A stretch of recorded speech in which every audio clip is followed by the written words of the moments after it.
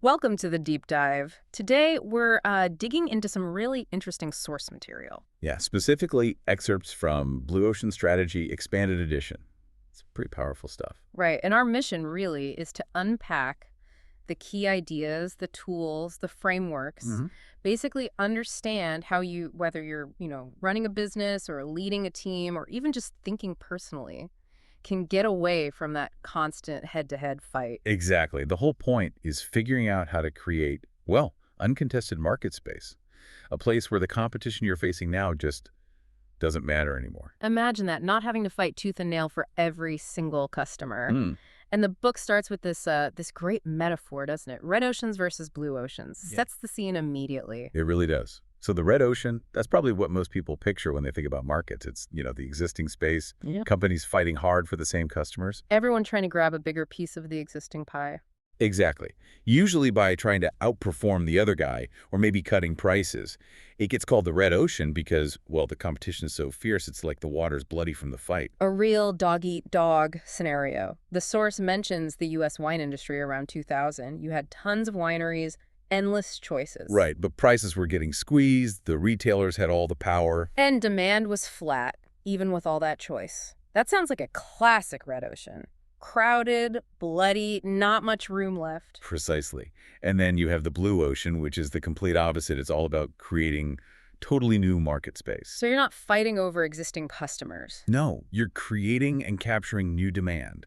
Demand that didn't even exist before. You basically step out of that shark tank into clear, open water. Okay, and a really important point they make is that this isn't just about some flashy new technology. No, definitely not. It's about connecting technology, or really any kind of innovation, to actual value for the buyers. They talk about early computers like the IBM 650 or compact servers. Ah, right. The innovation wasn't just the machine itself. Exactly. It was how it delivered value in a new way for specific users who weren't being served before. And that link, innovation to buyer value, that leads to the core concept, right? Value innovation. That's it.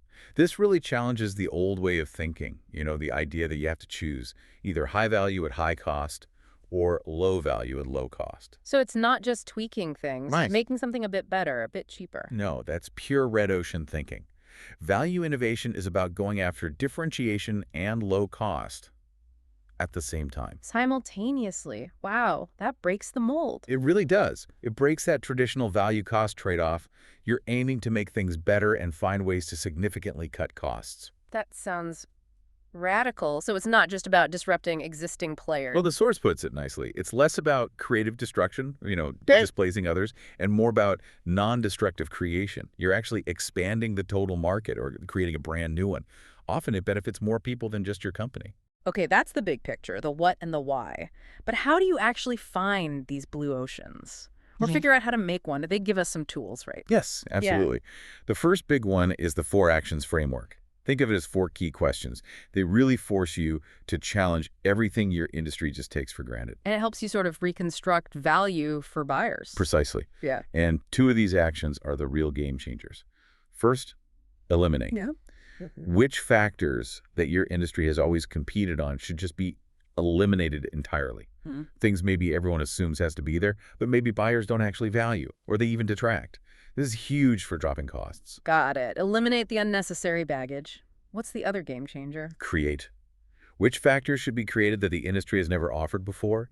This is where you build completely new value, unlock that new demand we talked about. Ah, okay. Eliminate and create. Those seem like they'd really shift things. They do. They push you to change the actual factors of competition.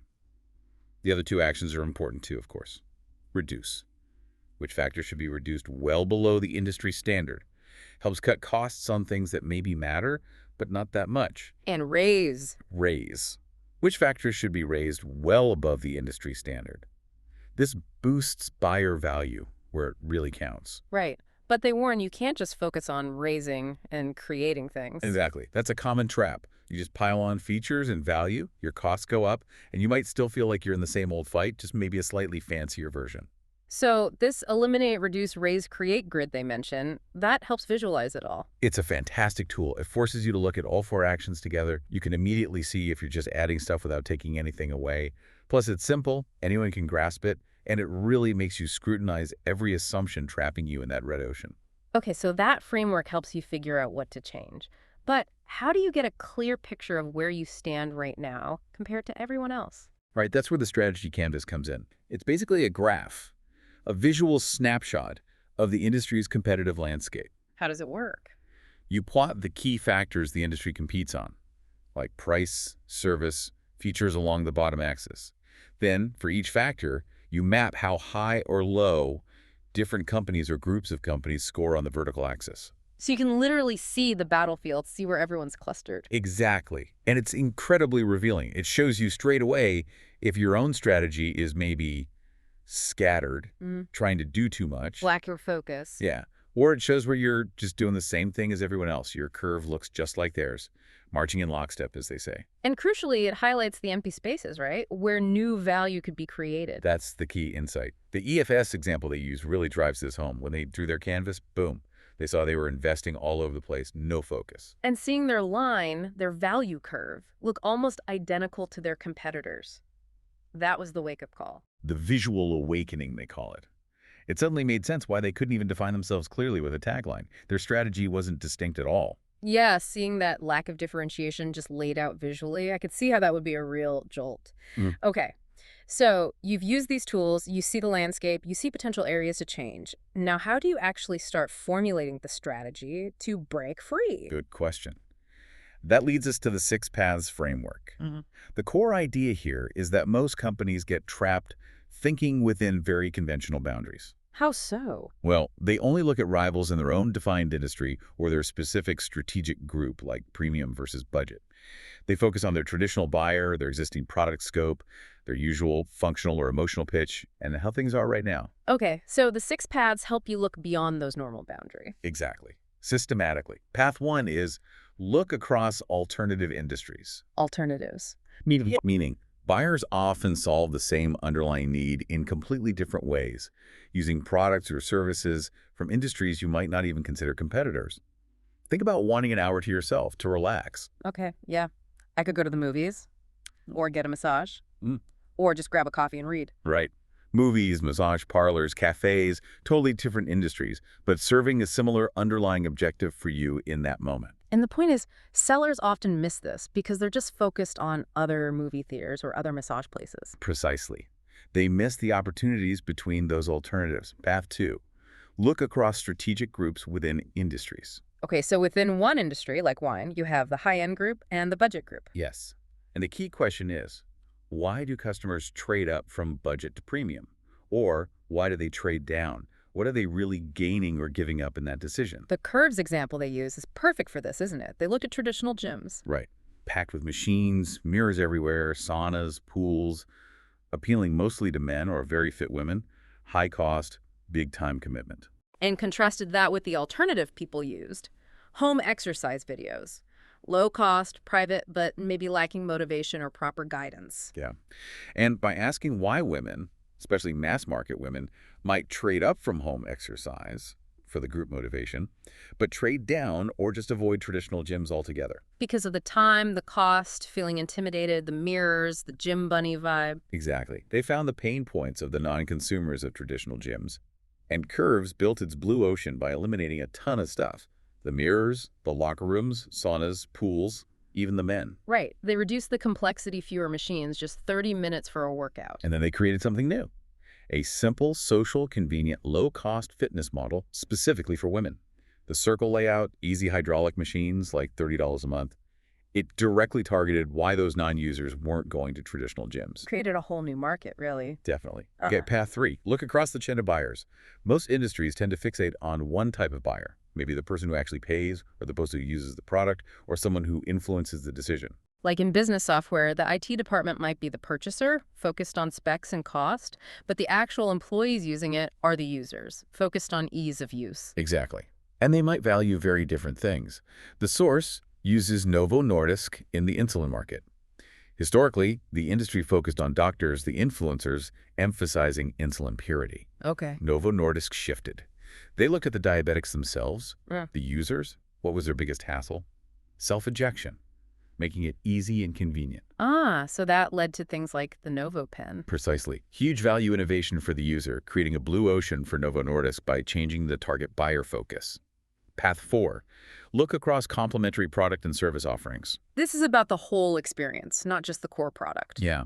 What happens before, during, and after someone uses your product? What are the hassles or pain points in that total journey? Like movie theaters maybe not thinking about the cost of babysitting or the nightmare of parking. Perfect example.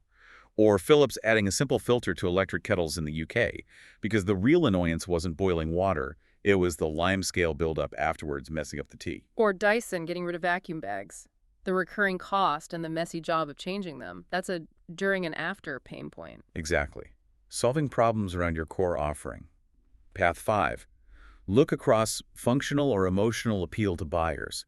Industries often get stuck competing mainly on one or the other. So either on price and utility, very functional, rational, or on feelings, image, aspiration, very emotional. Right. And you can create new space by challenging that dominant orientation.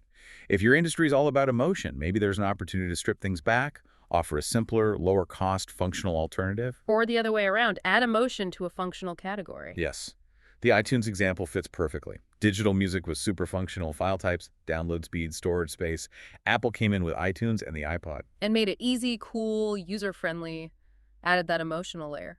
Exactly. A great interface, a seamless experience, even a sense of community. But they also nailed functional needs, like managing music and handling copyright, in a way users didn't hate. They blended both appeals. Creating something much more compelling. Okay, last path. Path 6. Look across time. This one's about spotting and acting on external trends that are reshaping industries. But not just any trend, right? They need to be decisive, irreversible, have a clear trajectory. That's the idea. And the goal isn't just to adapt to the trend, but ideally to shape it by creating an offering that leverages it early on. The source introduces this path, but doesn't give a deep example in these excerpts. But the principle is clear. Look ahead, see where the world is going, and build the blue ocean that meets that future reality. Okay, that's a lot to think about in terms of finding possibilities. So let's say you've done this, you've explored the paths, used the tools, got an idea. Now the really hard part, making it happen. Execution. Yeah, this is where many strategies fall down. The source lays out a 4-step process for execution. Step 1. Focus on the big picture, not the numbers. This sounds familiar. Back to the strategy canvas. Yes, but using it as a process to build understanding and buy-in. It starts with visual awakening, getting everyone to see the current, often uncomfortable reality on the ass's canvas. Like the AFS team did. Exactly. Then visual exploration, sending managers out into the field, not just to talk to existing customers, but crucially, to talk to non-customers and competitors' customers, to understand their turnoffs and compromises. Getting out of the building. Right. Then a visual strategy fair. Teams present their potential to-be strategy canvases, maybe with taglines, get feedback, see what resonates. Kind of like a science fair for strategy. Sort of. And finally, visual communication. Once the future strategy is set, you distribute that new, simple strategy canvas widely. Everyone can see on one page where the company was and where it's going. It bypasses complex plans nobody reads. Using visuals to drive alignment. Okay, makes sense. Step 2. Step 2. Reach beyond existing demand. This feels wrong to many people initially, but it's absolutely critical for Blue Ocean. Don't obsess over your current customers. Wait, really? Isn't know your customer rule number 1? It is. For staying in the red ocean, usually. Focusing only on existing customers tends to lead to incremental improvements, finer segmentation, making your slice of the red ocean maybe a bit better. Keeps you in the fight, but doesn't get you out of it. Exactly. To create new demand, you have to shift your gaze to the 9 customers. Why aren't they buying from your industry? What are their pain points, their turnoffs? That's where the volume often lies. And there are different types or tiers of non-customers. Yes, the source describes 3 tiers. Tier 1 are soon-to-be non-customers on the edge of your market, ready to jump ship. Tier 2 are refusing non-customers who consciously choose against your market's offerings. And Tier 3 are unexplored non-customers in distant markets who've never even been considered potential customers. And looking at them gives you different insights. The Callaway Golf example, they didn't just talk to existing golfers. No, they looked at people who didn't play golf, maybe other sports enthusiasts or country club members. They found a huge common barrier. Golf clubs were just too hard to hit well consistently. Something existing golfers kind of accepted as part of the game. Right. But it was a massive turnoff for potential new players. By designing the Big Bertha driver much easier to hit, Callaway addressed that non-customer pain point and pulled huge numbers of people into golf, created massive new demand. And JC the street furniture company. They looked at Tier 2 non-customers advertisers who refused traditional outdoor billboards. Why? A key reason was the lack of guaranteed, stationary, high-traffic locations right in city centers. So Deco offered advertising space on bus shelters and other street furniture, solving that exact problem. Yep. They converted those refusing non-customers by addressing their core objection. Step 3. Get the strategic sequence right. Okay. So you have an idea, you know who you're targeting, but is it commercially viable? Need to check if it actually works as a business. Right. And there's a specific order. Utility, price, cost, and adoption. UPCA. Your idea has to pass each hurdle in sequence. First, utility. Does it offer exceptional utility? Does it solve a major problem or create a major opportunity for the target buyers, including those non-customers? Does it remove big roadblocks in their experience? They mentioned a tool, the buyer utility map, to check this systematically. And Philips CDI gets cited again as a failure here. Cool tech, yes. But compelling utility? Not really. Lack of software complexity? Yeah. It failed the utility test. Okay, utility first, then price. Is the price attractive to the mass of target buyers? Not just the early tech enthusiasts, but the mainstream market you need for a blue ocean. And you can't just price based on your costs. No. You need to look at the price corridor of the target mass. What are the alternatives buyers use to achieve the same objective, even from different industries? Think Cirque du Soleil, their price needed to be attractive, not just versus other circuses, but versus a night at the theater or dinner out. Got it. Consider the broader alternatives, then cost. Can you actually produce it at a cost low enough to make a healthy profit at that strategic price? This is where target costing comes in. Price minus desired profit equals allowable cost. Not cost plus pricing. Definitely not. And this forces you back to the 4 actions framework, especially eliminate and reduce, to design the low-cost structure from the start. Partnering can be key here too, like IKEA or SAP do. Right. Utility, price, cost, and finally, adoption. Yeah. What are the hurdles to getting people to actually adopt your idea? This could be your own employees, your business partners, or even the general public. Change often creates fear. Like resistance from salespeople worried about their commissions or partners reluctant to change their processes. Exactly. Merrill Lynch stumbled initially with online trading because they didn't handle employee fears well.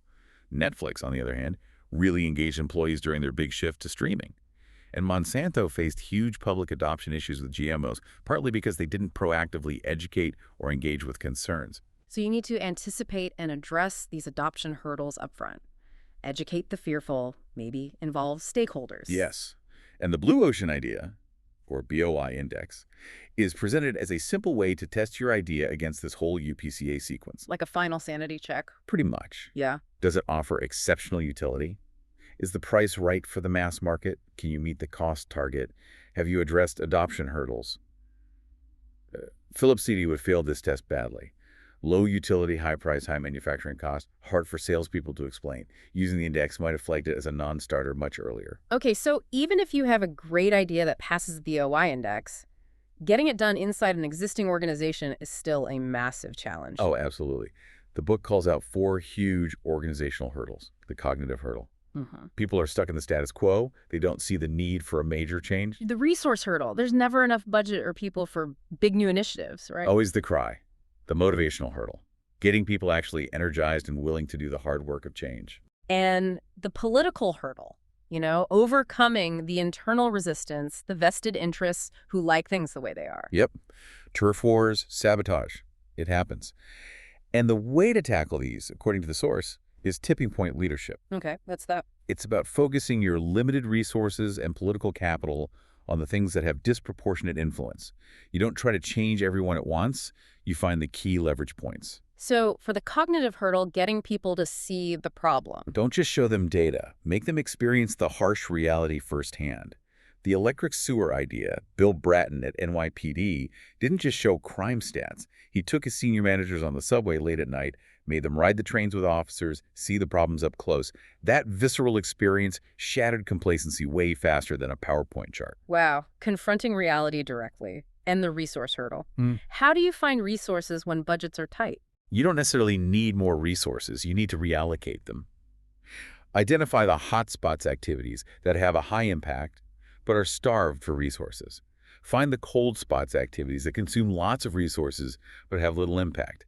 Then you do some horse trading, shift resources from cold spots to hot spots. Like Bratton trading transit police cars he didn't need for office space for parole officers, which he desperately did need. Exactly. Resource multiplication, not just addition. Then the motivational hurdle. How do you get people fired up?